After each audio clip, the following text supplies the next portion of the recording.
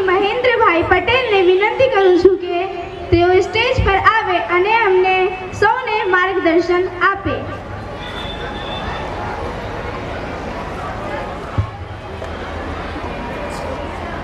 નમસ્કાર. પીએમ શ્રી ચલા મુખ્ય શાળા દ્વારા આયોજિત આજના રંગોત્સવમાં ઉપસ્થિત અને આ કાર્યક્રમના દાદાશ્રી એવા ધ્રુવભાઈ, આ અત્રેની શાળા દ્વારા સન્માનિત કરેલ તમામ સન્માનીય મહાજન, કોર્પોરેશન વિભાગના બેનશ્રી, વાલીઓ, કન્યા શાળાના આચાર્યશ્રી, મારા સાથી અધ્યાપક શ્રી ડૉક્ટર કલ્પેશભાઈ તથા આ શાળાના આ કાર્યક્રમમાં તે વાલી મંડળ, એસએમસી અને અત્રેની શાળાના જે શિક્ષકશ્રીઓ છે જેઓ ખૂબ જહેમત ઉઠાવી છે એવા તમામ મારા શિક્ષક ભાઈ બહેનો, વાલીઓ, નાના ભૂલકાઓ, અત્રેની શાળાના તમામ વિદ્યાર્થી ભાઈ બહેનો, આજના આ કાર્યક્રમ ખરેખર કદાચ વલસાડ જિલ્લામાં જે પીએમસી શાળાઓ છે એ પૈકી આ રંગોત્સવ કાર્યક્રમ વાપી ચલા મુખ્ય પ્રથમવાર જે કરવા માટેનું આયોજન કર્યું છે એ બદલ વલસાડ જિલ્લા શિક્ષણ ટીમ વતી હું અત્રેની શાળાના આચાર્ય શ્રી પ્રીતિબેન, એમની ટીમને અને એમને સહયોગ આપનાર સૌને ખૂબ ખૂબ અભિનંદન પાઠવું છું. ખરેખર આ રંગોત્સવ કાર્યક્રમ હમણાં જ વચ્ચે વલસાડ જિલ્લાની તમામ સરકારી માધ્યમિક શાળાએ શ્રીમદ રાજચંદ્રમાં કર્યો હતો અને કદાચ આ બીજો પ્રયત્ન આપણા જિલ્લા પંચાયતની સરકારી પ્રાથમિક શાળાએ કર્યો છે. ખરેખર ખૂબ આનંદની વાત. સતત સ્કૂલ સરકારી છે પરંતુ અહીંયા બધા કહેતા હતા ને, પણ આજે અહીંયા આવીને એમ કહેવું પડે સરકારી શાળા પણ અસરકારક રીતે કામગીરી કરે છે અને એ આજે સાબિત થાય છે. અહીંયા સ્કૂલનો વાર્ષિક રિપોર્ટ રજૂ થયો. રિપોર્ટ કરનાર મારા શિક્ષક મિત્રએ જ્યારે આ શાળાએ દર વર્ષે જે પ્રગતિ કરે છે આ બાળકો, કદાચ આપણે છાતી પર હાથ મૂકીને કહીએ કે આ શાળામાં શિક્ષણ સાથે જોડાયેલો કે ખૂબ આગળ વધતો વ્યક્તિ સરકારી શાળામાં બાળકને નહીં મૂકે. આ બાળકો કોણ છે એ કદાચ વિચારીએ, પણ એમ કહેવાય કે કુદરતે દરેક બાળકમાં સરખી શક્તિ આપેલી છે, ફક્ત એને તક મળવી જોઈએ. અને ખરેખર આ શાળામાં આ બાળકોએ એડમિશન લીધું અને એમની આ તક પ્રીતિબેન અને એમની ટીમ દ્વારા જે બાળકોને આપી છે અને એના કારણે આ સ્કૂલની ગુણવત્તા સંદર્ભે તમે જોઈ શકો છો પરફોર્મન્સ. હવે ગુણોત્સવના પરિણામમાં 3 ગ્રેડ પર આવી. હવે તમે એના માપનના બધા જ આંકડા જુઓ ને તો 3 ગ્રેડ મેળવવા ને એ નાની સૂની વાત નથી. એટલે ખરેખર આ સ્કૂલ વાપીમાં બજારમાં રહીને રોડના મુખ્ય રોડ ઉપર કદાચ ટ્રાફિકની પણ અસર થાય, અવાજ પણ થાય, પણ આ સ્કૂલ પર્યાવરણ ક્ષેત્રે પણ ખૂબ સારી કામગીરી કરી રહી. હું આવ્યો અને મને પક્ષીનો માળો આપ્યો અને મને કીધું કે અમે પર્યાવરણની સરસ કામગીરી કરે.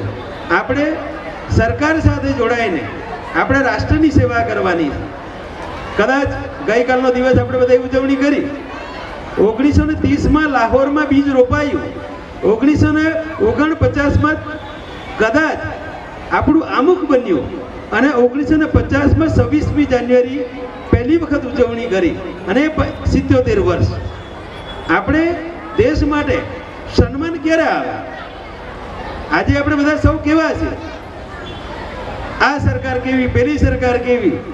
આજે મારી દીકરી ગાડીમાં બેઠી હતી, વલસાડ આવી મારી સાથે, એમએસસી માઇક્રોબાયોલોજી કમ્પ્લીટ કરલું. એ મને કહે કે પપ્પા સરકારની ભૂલ કાઢવા જેવી ક્યાં છે? સરકાર નિયમ બનાવે છે, સરકાર સુવિધાઓ આપે છે, સરકાર બધું જ કરે છે, પણ વાપરવા માટે આપણે અક્કલ વાપરવા જેવી છે. આપણું ભારતનું પબ્લિક એ માટે હજુ તૈયાર નથી. આ બધી જવાબદારી કોની? આપણી બધા. આ શાળામાં ભણતા બાળકો માટે આપણે કરવાનું છે. ઘણી બધી બાબતો સરકાર કરે છે. હવે હેલ્મેટ પહેરવું કોના માટે? સરકાર માટે છે. હેલ્મેટ કોના માટે પહેરવું? કોની સલામતી માટે? પબ્લિક માટે. સીટ બેલ્ટ બાંધવું કોના માટે? આવા સરકારી નિયમ પબ્લિક માટે કરે છે, પણ પબ્લિક અમલવારી નહીં કરશે. ખરેખર તમે ખાનગી સ્કૂલની વાત કરો, હું કોઈનો વિરોધી નથી. દેશમાં શિક્ષણની સેવા કરવાનો દરેકને હક છે. સરકાર કરે છે, ખાનગી પણ કરે છે, પણ ખાનગી સ્કૂલમાં ભણનારા બાળકો રૂલ્સ તોડવાનું શીખવાની શરૂઆત ક્યારથી થાય? કોઈ દાડે વિચાર્યું? બાળકો સ્કૂલમાં એડમિશન લે ને ખાનગીમાં, ત્યારથી ખાનગી સ્કૂલમાં જતા વાહનો હંમેશા સરકારી રૂલ્સ તોડે ને બાળકો ગાડીમાં બેઠા હોય. એ બાળકો મોટા થઈને શું શીખે? સિગ્નલ તોડવું સામાન્ય વાત છે, તમારે ડ્રાઈવર કરતા ને. સરકારી સ્કૂલમાં આ નહીં થાય. એટલે બાળકોને બાળપણથી જે આપણે શીખવવાની વાત છે, આ સરકારી સ્કૂલોમાં ખૂબ સારી રીતે થાય છે. હવે આ સ્કૂલ 300 બાળકો સાથે હતી, 25 બાળકોનો વધારો કરવો આમને આમ છે? એ શાળા માટે એકવાર આપણે બધા જ તાળીઓ પાડીએ કે 25 બાળકો એ નાની સૂની વાત નથી. અને હું તો ત્યાં સુધી કહું કે અહીંયા બેઠેલા વાલીઓએ આ સ્કૂલ ઉપર વિશ્વાસ મૂક્યો છે, સરકારી સ્કૂલ પર વિશ્વાસ મૂક્યો છે, તમે તમારા બાળકને સોંપ્યું છે.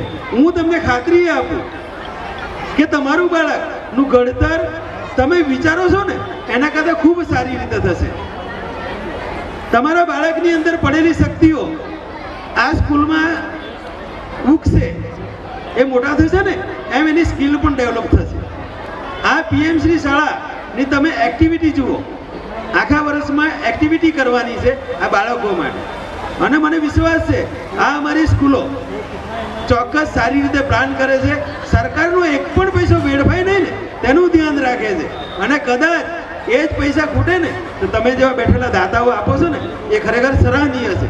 આ રાષ્ટ્રની સૌથી મોટી સેવા આ છે તમારી, કે તમે આવો અમારી સ્કૂલને, અમારા શિક્ષક મિત્રો કામ કરે જ છે, એમને તમે ખાલી પીઠ થપથપાવો, કંઈ જરૂર છે એટલું બોલશો ને તો એ અમારા શિક્ષકનું સવા શેર લોહી ચડી જશે.